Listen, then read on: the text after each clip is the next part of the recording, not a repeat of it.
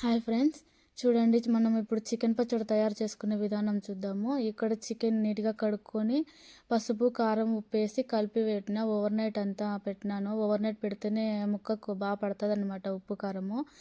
చాలామంది బోన్లెస్ తీసుకుంటారు, ఇక్కడ నేను బోనే తీసుకున్నాను. దీంట్లో ఇప్పుడు నీళ్ళంతా ఇమిరిపోయేంత వరకు ఉడకబెట్టాలన్నమాట. ఉడికి నీళ్ళన్నీ ఇమిరిపోవాలన్నమాట. చికెన్లో నీళ్ళు ఎక్కువ ఉంటుంది కదా, అంతా ఇమిరిపోతే బాగుంటుంది అనమాట. చూడండి, మూత పెట్టేయండి. మూత పెట్టేసిన తర్వాత అవే ఉడుకుతూ ఉంటుంది. అంతలోపు మనం ఇక్కడ పొడి తయారు చేసుకుందాము. ఇప్పుడు చెక్క, లవంగాలు, స్టారు, మెంతులు, జీలకర్ర, సాసవలు ఇవన్నీ ఉంటాయి కదా, అవన్నీ మనము పక్కకు తీసుకొని కొన్ని కొన్ని అన్నీ ఒక్కొక్క స్పూన్లో ఆయన తీసుకోవాలి. ఇప్పుడు నేను 2 కేజీలు తీసుకున్నాను కాబట్టి అన్నీ 2 స్పూన్లు తీసుకున్నాను. దీన్ని బాగా రోస్ట్ చేయాలన్నమాట. గోల్డ్ కలర్ వచ్చేంత వరకు రోస్ట్ చేయాలా. తర్వాత మిక్సీ పట్టాలా. చూడండి, ఇలా ఫైన్ పొడిలా పట్టాలా. చాలా బరకలు లేకుండా పొడిగా పట్టండి. ఇప్పుడు చికెన్ నీళ్ళన్నీ ఇమిరిపోయినాయి చూడండి. అంత నూనె మాత్రమే ఉంది, నీళ్ళు ఏం లేదు. చూడండి, కావాలంటే మీరు చూడండి, ముక్క కానీ బాగా పట్టింది కదా. అలా ఇప్పుడు నూనెలో తేలేసుకున్నాము. నూనెలో తేలేసుకొని ఎర్రగా అవ్వాలి, చాలా ఎర్రగా అవ్వాలన్నమాట. కొంచెం మెత్తగా కావాలనుకుంటే కొంచెం తక్కువ ఎర్రగా చేసుకోండి.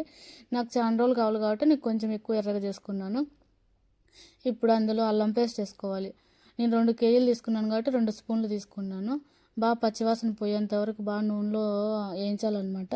అంతలోపు గ్యాస్ ఆఫ్ చేసుకొని ఇప్పుడు గ్యాస్ ఆపేసి ఇప్పుడు మనము ప్రిపేర్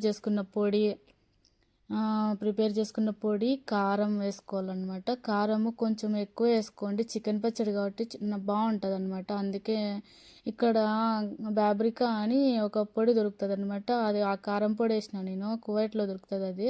ఇండియాలో మనకి ఇంకా బాగా స్పైసెస్ బాగా దొరుకుతాయి. ఇక్కడ ఇది ఇంకా ధనియాల పొడి కారం వేసుకున్నాను. బాగా మిక్స్ చేయాలన్నమాట. మిక్స్ చేసుకొని చూడండి